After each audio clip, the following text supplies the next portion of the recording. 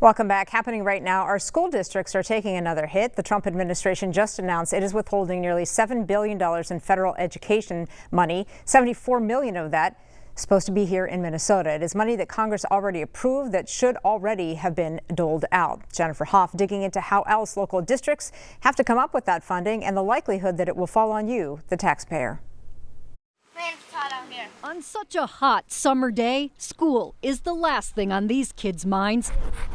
But for Mom, Dawn Lenio, how did I not notice? The district's woes are dominant. Did you write your name? As funding streams keep drying up. There's so much going on as well that it kind of drowns out the important things and knowing where to focus your attention. The Prior Lake Savage Area Schools is facing a $4 million budget shortfall. Lenio leading the way last year for a levy voters didn't pass. The school board now only has until the end of the month to decide to do it again. I think it would be really important to get a levy on the ballot as soon as this November, especially with funding from the federal level, potentially being at risk. This week, the Trump administration announced it's withholding nearly $7 billion in federal education dollars, $74 million of which Minnesota schools stand to lose. Writing in an email, it's reviewing that funding and remains committed to ensuring taxpayer resources are spent in accordance with the president's priorities. It's really passing off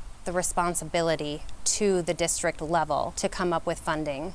And frankly, the taxpayers, if a levy is the next stream that has to be explored. Right. Sources tell us 3 times as many districts than normal are considering a levy this year. The state's largest could miss out on $1.6 million of those federal funds alone, as Anoka Hennepin also stares down a $13 million deficit. Are potential levies something that Anoka Hennepin is considering? There's been conversations, but right now that is not something that has been on the table. The conversation is mostly focused on that the state has not met their funding obligations. New teacher union president John Wohlhopter says the district last put forth a levy 4 years ago. Voters passed back then. How confident are you that a levy would pass this go around? Yeah, I think that's a really open question.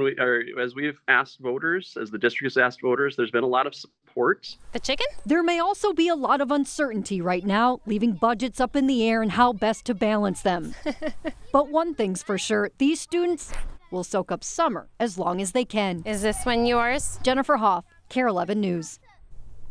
More major cuts inside the big, beautiful policy bill last week will hit other Minnesota programs. One of those cuts is to SNAP benefits, something nearly 500,000 Minnesotans rely on. Sammy Solina is tracking that impact. Busier than ever, zucchini bread. Susan Peterson and her son Zach make their way through Open Cupboard's Today's Harvest Market. Got a cake for my birthday, got my ice cream now. I'm ready. They don't seem to mind the crowd. They know people need the free food just as much as they do. If they cut SNAP, Minnesota will not be able to keep up. Because if we got more people here now, can you imagine what it's going to be like? They're both recipients of SNAP. Congress just approved the biggest cut the program has ever seen. We are already at that record level, and the question is, does the food shelf system, have enough resources to meet the increased needs? Jessica Francis is the executive director for Open Cupboard. She says she is bracing for more people to turn to services like theirs, which experienced a record number of visits in 2024. Our food is decreasing, our funding is decreasing, and the number of people that are coming to us for services are increasing. Trump's big, beautiful bill is expected to be signed into law, requiring states to shoulder 5% of the benefits starting in 2028.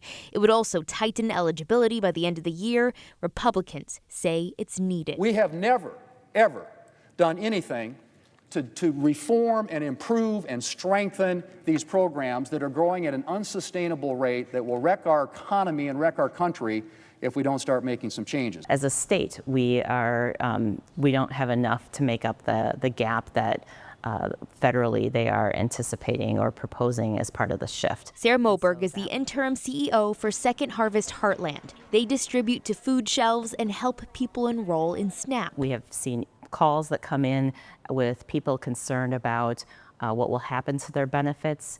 Am I still eligible? Nearly 450,000 Minnesotans rely on SNAP benefits right now. 150,000 of them could be at risk of having those benefits impacted or losing them altogether, according to the Center on Budget and Policy Priorities. Yes, for my kids, yeah. I've skipped meals so my kids could eat. Susan knows what it's like to go hungry. Thank God for this place to help us. She just hopes food shelves can sustain the need.